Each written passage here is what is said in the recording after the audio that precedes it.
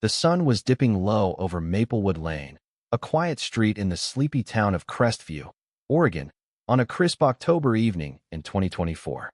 I was in my garage, the door humming open to reveal my pride and joy, a 2020 Ford Mustang, its midnight blue paint gleaming under the fluorescent lights. I wasn't going anywhere, just grabbing a socket wrench from my toolbox to tinker with a loose bolt. That car was mine, earned through years of late nights and careful saving. I'm Lucas Grant, a regular guy who loves his ride and his peace. But peace, it turns out, is a fragile thing. As I crouched by my toolbox, a piercing scream sliced through the calm.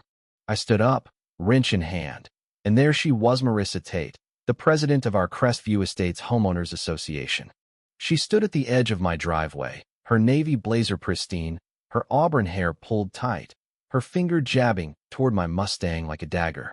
"Thief!" she bellowed, her voice echoing off the cul-de-sac's tidy houses. Neighbors peeked through curtains, some stepping onto porches with phones already recording. Marissa's eyes blazed with a fury that felt rehearsed, theatrical. "You stole my car," she screamed. I glanced at my Mustang, then back at her, my brain clicking through the absurdity. I knew Marissa drove a silver Audi Q5, always parked like a trophy in her driveway. My car? Paid for, registered, insured, mine in every way. But facts didn't matter to her performance. "That's my Mustang," she declared, pulling out her phone with trembling hands, already dialing 911. "This man's a criminal."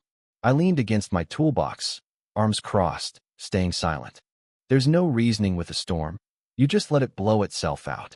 My wife, Emily, appeared at the garage door, a wooden spoon in hand from stirring dinner. She took one look at the scene and smirked. "Lucas, didn't we talk about not stealing the neighbors' cars?" she said, her voice dripping with mock concern. "You've got a problem, babe." I stifled a grin. That's why I love her. She sees the ridiculous and leans into it. Marissa, unfazed by Emily's jab, was now on the phone with the dispatcher, spinning a tale of grand theft auto. The wait for the cops was awkward.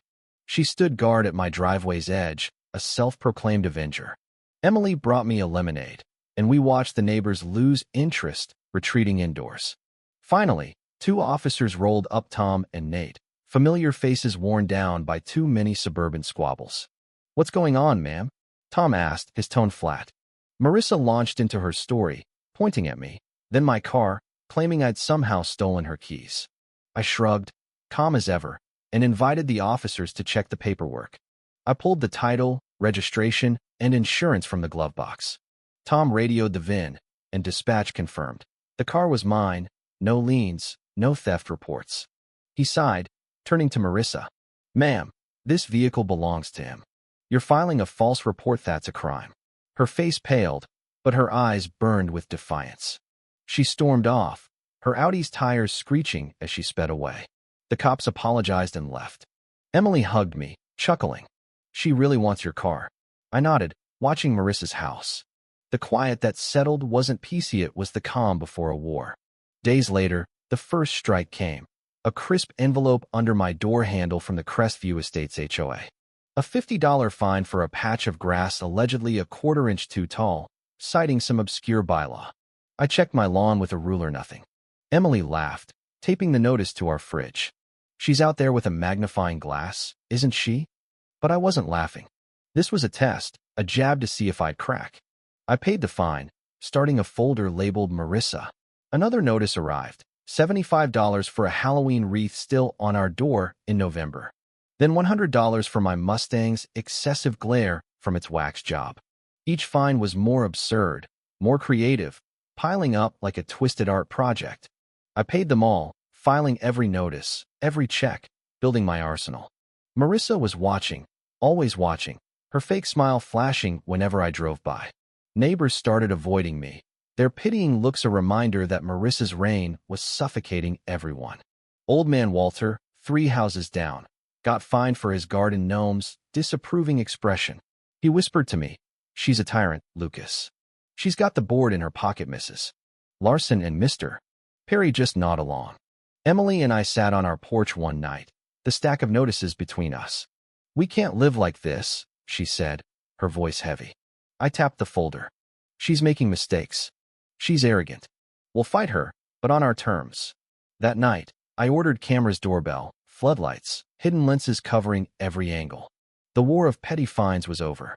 The war of evidence had begun. The cameras caught it all.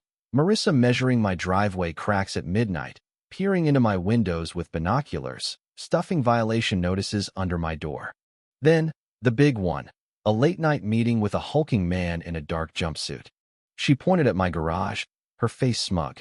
They shook hands, and he drove off in a beat-up sedan. My gut told me this was no ordinary HOA vendetta. 2 nights later, at 2:13 a.m., my phone buzzed a motion alert from the garage camera. A tow truck, old and unmarked, backed into my driveway. 2 men in greasy coveralls crept toward the garage, one slipping a wire under the door to pop the emergency release. My heart pounded. Emily whispered, "What's happening?" I told her to call 911, my eyes glued to the live feed. The men lifted the door, revealing my Mustang. One bypassed the lock, disabling the alarm with a tool. The other unspooled a heavy chain. It scraped against the concrete like nails on a chalkboard. I wanted to charge down, to fight, but I stayed calm. The cameras were my weapon. Sirens wailed, and the men froze. 2 cruisers screeched to a halt, lights flashing. Tom and Nate stepped out, guns low but ready. "Hands up," Tom barked. The men complied, looking betrayed. Marissa's Audi pulled up, and she emerged in a silk robe, feigning concern. "Officers, thank goodness. I authorized this tow. It's an HOA emergency." I stepped outside, phone in hand. "Officers, I've got video of her planning this with that guy," I said, pointing at the cuffed man. "And hours of her stalking my property." Marissa's mask slipped, her eyes venomous. Tom's voice was ice. "MS. Tate, you're on thin ice. Go home. Stay away from Mr. Grant." She sped off, but I knew this wasn't over. I needed allies. I recruited Henry, a retired CPA ousted by Marissa from the HOA board. He pored over financials, spotting a $60,000 landscaping expense paid to Tate Greenworks, Marissa's maiden name. Clara, a tech-savvy teacher, built an encrypted case file, uncovering secret email votes that gave Marissa unchecked towing power. Jamal, a former tow truck driver, confirmed Marissa paid his old boss, Vince, in cash for dispute resolutions. We met in my living room, a resistance plotting to dismantle Marissa's empire. Henry found cash withdrawals tied to illegal car auctions. Clara exposed Marissa's bylaw manipulations. Jamal revealed Vince's chop shop sold towed cars fast, splitting profits with Marissa. Walter's nephew, a bank teller, flagged suspicious HOA transactions. We had her money, process, conspiracy. The annual HOA meeting was our stage. Clara crafted a PowerPoint weaving our evidence into a damning narrative. Henry coached me to stay calm, let the facts cut deep. Jamal notarized his testimony. Emily refined my speech. Start with the car, hook them. The meeting was packed, Marissa glowing in a crimson dress. She breezed through her agenda, unaware of the trap. When she opened the floor, I stood. "I've got a presentation on security and transparency." Her smile tightened, but the crowd was curious. Clara fired up the projector, and I began. My Mustang's photo filled the screen. "This is my car. MS. Tate thinks it's hers." Gasps followed the video of her screaming, "Thief."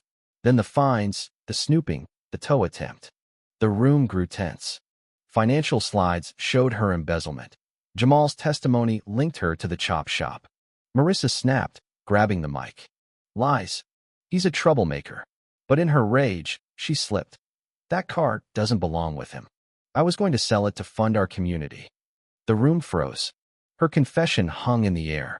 Tom and Nate, tipped off by my call, stepped forward. "Marissa Tate, you're under arrest for conspiracy, embezzlement, and fraud." Handcuffs clicked. The crowd roared, recalling the board.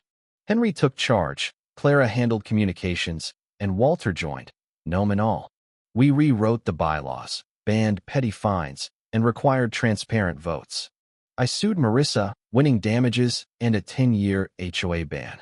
Restitution checks arrived, and Crestview healed. One sunny afternoon, I polished my Mustang, Emily beside me with lemonade. "You went all the way," she said. "Had a good team," I replied.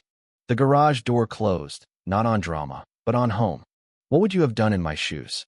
Would you fight back quietly or confront a bully like Marissa head-on? Should HOAs have this much power, or are they breeding grounds for petty tyrants? Drop your thoughts below, hit that like button, and subscribe for more real-life dramas.